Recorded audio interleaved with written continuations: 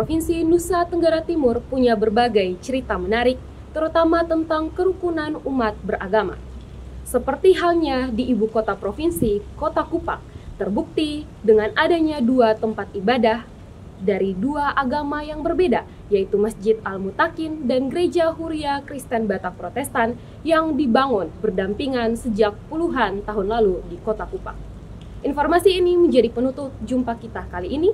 Saksikan terus Timor Sepekan di Timor TV pada hari dan jam yang sama. Bersama saya, Ivana Juliana. Selamat berakhir pekan dan sampai jumpa.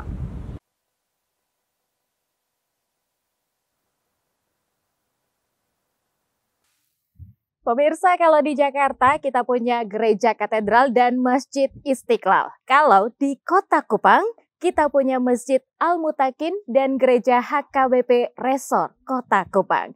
Selamat datang di Kota Kupang, Kota Kasih, Provinsi Nusa Tenggara Timur. Nusa terindah toleransi. Provinsi Nusa Tenggara Timur menjadi provinsi yang memiliki indeks kerukunan umat beragama yang tinggi di Indonesia. Banyaknya masjid dan gereja yang dibangun berdampingan dan bisa hidup dengan rukun. Seperti halnya Masjid Al-Mutakin dan Gereja Huria Kristen Batak Protestan yang sudah dibangun sejak tahun 1996 dengan masing-masing luas tanah 2.000 meter persegi. Kedua rumah ibadah ini berada di Jalan KB Mandiri, Kelurahan Kelapa Lima, Kecamatan Kelapa Lima, Kota Kupang. Jadi kalau awalnya itu kan kita hanya pakai masjid bagian dalam itu 15 kali 15 meter. Itu awalnya. Itu daya tampungnya ya sekitar 200-300 gitu.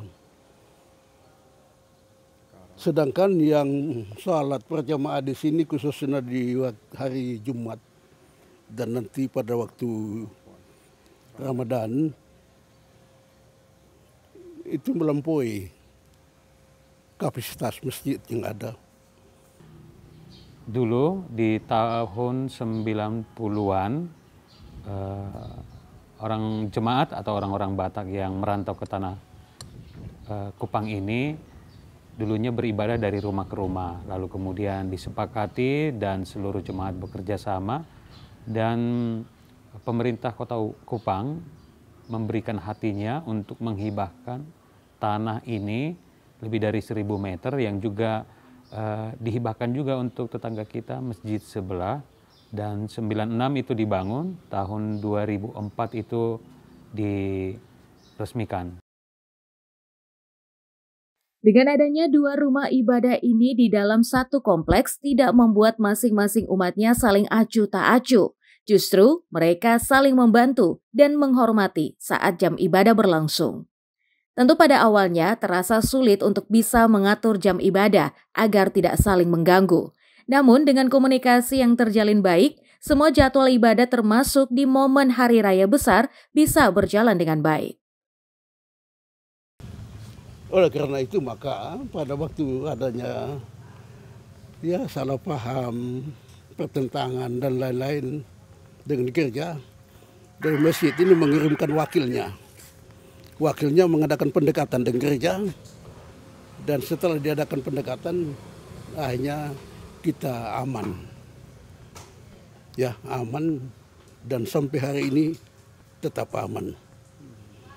Dan sejauh ini, dan yang saya dengar, saya alami juga, tidak ada pernah persinggungan atau masalah soal peribadahan. Walaupun misalnya saat beribadah kita mendengar suara azan, itu sudah biasa dan sudah kita nikmati. Nantinya kawasan ini akan dijadikan kawasan Bhinneka Tunggal Ika, yang dimana tidak hanya dua rumah ibadah saja, tetapi nanti akan dibangun juga rumah ibadah bagi umat Katolik dan Hindu. Diharapkan juga sikap toleransi ini bisa dipupuk dengan baik, sehingga tidak ada lagi masyarakat yang merasa kesusahan dalam beribadah maupun yang ingin membangun rumah ibadahnya.